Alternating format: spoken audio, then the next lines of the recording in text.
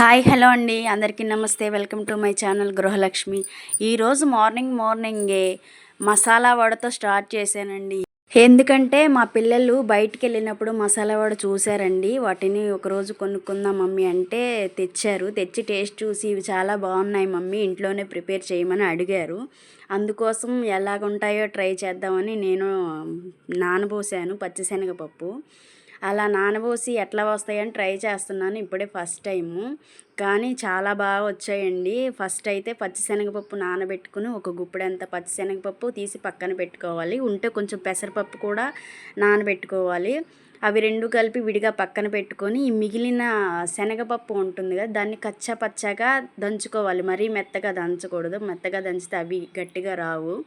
అలా దంచి పెట్టుకున్న, అలా మిక్సీ పట్టుకున్న పచ్చిశనగపప్పులోకి కొంచెం కరివేపాకు, కొంచెం కొత్తిమీర, కొంచెం అంత అల్లం వెల్లుల్లి పేస్టు, కొంచెం సాల్టు వేసుకొని మిక్స్ చేసుకోవాలండి. ముందుగానే మనం ఒకసారి టేస్ట్ చూసుకోవాలి, ఉప్పు సరిపోయిందో లేదో తెలియాలి కదా. అలా చూసుకున్న తర్వాత దాన్ని గట్టిగా కలుపుకోవాలి. లూజ్గా ఉంటే ఈ వడలు సరిగ్గా రావండి. గట్టిగా ఉంటేనే టేస్ట్ బాగుంటుంది.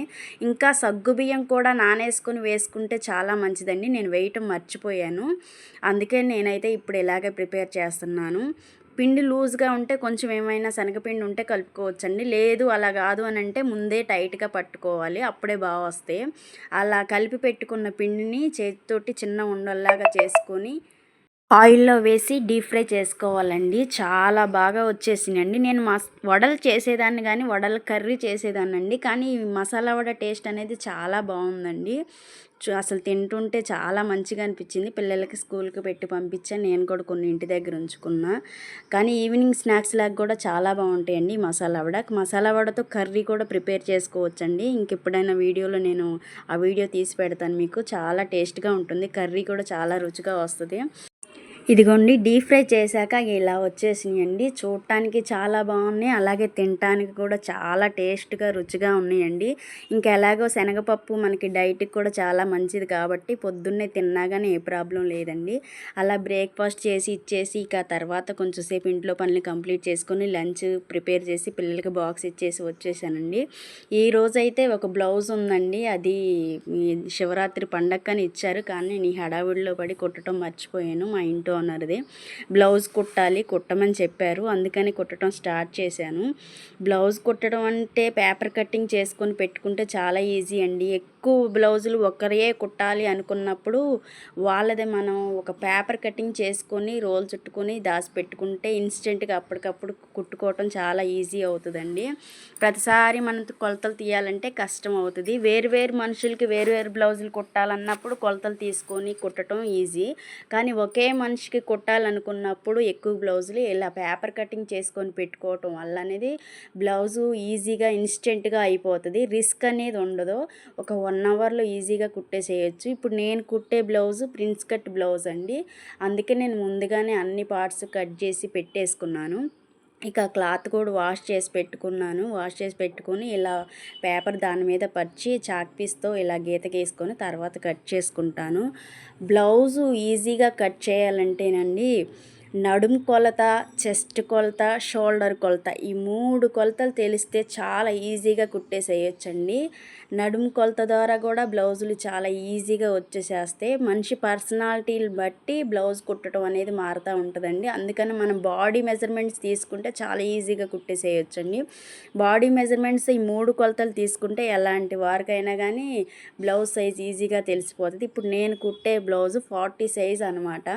కొంచెం సైజ్ పెద్దగా ఉన్న వాళ్ళకి బ్లౌజ్ కుట్టడం కొంచెం టైం పడుతుంది, అందుకే నేను పేపర్ కటింగ్ ముందే చేసి పెట్టుకుంటాను. ఫస్ట్ అయితే నేను హ్యాండ్ పార్ట్ గీసుకున్నానండి. ఫస్ట్ హ్యాండ్ అనేవి అతుకులు లేకోకుండా మనకి క్లాత్ వచ్చేసేస్తే చాలా ఈజీగా అవుతుందండి బ్లౌజ్ కుట్టడం. ఎందుకంటే అతుకులు వేయాలంటే మళ్ళీ హ్యాండ్స్కి అవి కుట్లు పెగిలిపోవటం ఇదంతా రిస్క్ అవుతుంది. అందుకని మ్యాక్సిమము హ్యాండ్స్కి ఈజీగా క్లాత్ వచ్చేటట్టే చూసుకోవాలండి. ఒక 1/4 మీటర్ ఎక్స్ట్రా తెచ్చుకున్నా పర్వాలేదు, కానీ క్లాత్‌కి అనేది అడ్జస్ట్‌మెంట్ ఉండకోకుండా ఉండటమే చాలా బెటర్ అండి. ఇక నేనైతే హ్యాండ్స్ తీసుకున్న తర్వాత బాడీ పార్ట్‌కి వచ్చేసాను. ఇది పేపర్ కొంచెం ఫోల్డ్ చేసి ఉండటం వల్ల ముడుచుకుపోయినట్టు అయిందండి.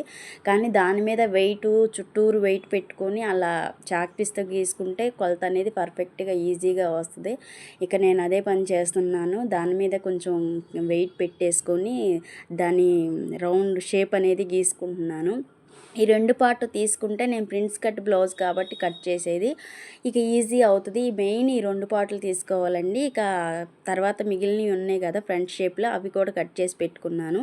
కట్ చేసుకున్న తర్వాత ఇక బ్లౌజ్ మీద ఇలా కట్ చేసుకున్న లైనింగ్ పార్ట్స్ వేసేసి ఇలా తీసేసుకోవాలండి. దీనికి కూడా అతుకులు రాకుండా ఉండేటట్టు కట్ చేసుకోవాలండి. బ్లౌజ్ పన్నా పెద్దగా ఉంటే సరిపోతుంది కానీ పెద్ద సైజు వాళ్ళకే, కానీ బ్లౌజ్ చిన్నగా వచ్చినప్పుడు చాలా రిస్క్ అవుతుందండి. చాలా అడ్జస్ట్మెంట్ చేసి కట్ చేయాల్సి వస్తుంది. ఆ కట్ చేసినప్పుడు మళ్ళీ స్టిచ్చింగు కొంచెం అటుగా ఇటుగా అయినా కానీ రఫ్ అండ్ టఫ్గా వేసుకునేటప్పుడు కుట్లు ఊడిపోతూ ఉంటాయి. అందుకని మ్యాక్సిమము బ్లౌజ్కి అడ్జస్ట్మెంట్ అవ్వకోకుండా కొట్టుకోవటమే చాలా బెటర్ అండి. కొంచెం క్లాత్ ఎక్స్ట్రా ఎక్కువ తెచ్చుకున్నా పర్వాలేదు. బ్లౌజులు కూడా అలాగే పన్నా పెద్దవి ఉంటాయి, తీసుకుంటే మంచిదండి. ఇంకా అలా కట్ చేసుకున్న తర్వాత ఇలా ప్రిన్స్ కట్ బ్లౌజ్కి అండి కొంచెం ఎక్స్ట్రా క్లాతే కట్ చేసి పెట్టుకోవాలి. మనం కుట్టుకునేటప్పుడు కొంచెం అటుగా ఇటుగా పోయినా కానీ క్లాత్ ఉండేటట్టుగానే కట్ చేసుకోవాలి. అప్పుడే మనకి ఈజీగా ఉంటుంది. బ్లౌజ్ పర్ఫెక్ట్గా కుదరాలంటే ఫస్ట్ కటింగ్ ప్రాసెస్ అనేది మంచిగా ఉండాలండి. లేదంటే బ్లౌజు తేడా వస్తుంది. అందుకే 1కి 10 సార్లు చూసి కట్ చేసి పెట్టుకోవాలి. అందుకే నేను మంచిగా కుదిరిన బ్లౌజ్ పార్ట్ అనేది పేపర్ కటింగ్ ఉందనుకోండి, ఇక ఎప్పుడు అదే పెట్టి కట్ చేసామనుకోండి మనకి ఎలాంటి మిస్టేక్స్ ఉండవు. అందుకే నేను ఎక్కువ బ్లౌజులు కుట్టాలనుకున్న వాళ్ళకి ఇలా పేపర్ కటింగ్ తీసి దాచి పెట్టుకుంటాను. వాళ్ళ పేరు రాసి పేపరు దాచి పెడతాను. ఎందుకంటే మళ్ళీ ఒకళ్ళ కొలతలు ఇంకొకరికి కన్ఫ్యూజ్ కాకుండా ఉంటుంది కదా, అందుకని పేరు రాసుకుంటే చాలా ఈజీ ప్రాసెస్ అవుతుంది. అందుకని నేనైతే ఇదే టిప్ ఫాలో అవుతాను. బ్లౌజ్కి ఏదైనా డిజైన్ పెట్టమన్నారు కానీ ఇలా పట్టు బ్లౌజులకి డిజైన్ పెడితే అంత మంచిగా అనిపించవండి. ఎందుకంటే ఈ శారీస్ ఎక్కువ రోజులు ఎక్కువ సంవత్సరాలు నంచుకుంటాం కదా, ఈ డిజైన్ ఓల్డ్ అయిపోయింది అనుకోండి అప్పుడు ఆ బ్లౌజ్ పనికి రాకుండా పోతుంది. అందుకని ఏ బ్లౌజ్కి ఏది డిజైన్ కరెక్టో అదే చూసుకోవాలి. డైలీ వేర్ శారీస్కి అయితే డిజైన్స్ పెట్టుకున్నా ఓకే, కానీ ఎక్కువ సంవత్సరాలు నిల్వ ఉండే శారీస్కి మాత్రానికి నీట్గా పైపింగ్తో కుట్టుకోవటమే చాలా బెటర్ అండి. ఎప్పటికైనా బ్లౌజ్ నీట్గా ఉంటుంది. దానిలో మనం అభ్యంతర పడాల్సిన విషయం ఏమి ఉండదు. అందుకే నేను ముందే చెప్పేశాను, డిజైన్ ఏమి వద్దులేండి, ప్లెయిన్గా పైపింగ్ వేస్తాను, కావాలంటే వెనకమాల డోరీస్ ఏమన్నా పెడతానని చెప్పేశాను. సరే అని చెప్పారు. అందుకే ఇలా కట్ చేసి పెట్టాను. ఇంకా అలా కట్ చేసుకున్న తర్వాత మిషన్ మీద కూర్చున్నానండి. మిషన్ కుట్టేటప్పుడు ఫస్ట్ అలా గణేష్ని తలుచుకోవటం నాకు అలవాటండి. ఎందుకంటే మనం చేసే ప్రతి పనిలో ఆ విఘ్నాలు ఆటంకాలు రాకుండా ఉండాలంటే ఆ గణేష్ని బ్లెస్సింగ్స్ ఉండాలి కదండి. అందుకే అలా తలుచుకున్న తర్వాత బ్లౌజ్ కుట్టడం స్టార్ట్ చేస్తానండి. కానీ బ్లౌజ్ కుట్టేటప్పుడు మాత్రానికి ఫోకస్ అంతా మాత్రం మిషన్ మీద పెట్టాలండి. లేదంటే ఒక పార్ట్ అయిపోయి ఒక పార్ట్ వేస్తే మళ్ళీ మొత్తం అంతా ఇప్పుకోవాల్సి వస్తుందండి. అందుకే ఫస్ట్ మిషన్ కుట్టేటప్పుడు జాస్ మాత్రం మొత్తం స్టిచ్చింగ్ మీదే పెట్టుకోవాలి. నాకు ఫస్ట్ నేర్చుకున్న కొత్తలో అయితే చాలా మిస్టేక్స్ కుట్టడం వల్లే జరిగాయండి. కటింగ్ అనేది నేను చాలా ఈజీగా నేర్చేసుకున్నాను. 1 మంత్లో మొత్తం వచ్చేసింది. కానీ కుట్టడమే రాలేదండి. అంటే ఆమె నన్ను అసలు మిషన్ ఎక్కనేయలేదు. నేను బ్లౌజ్ నేర్చుకునేటప్పుడు 1 మంతే కాదా, ఓన్లీ పేపర్ కటింగ్ వరకే చూపించింది.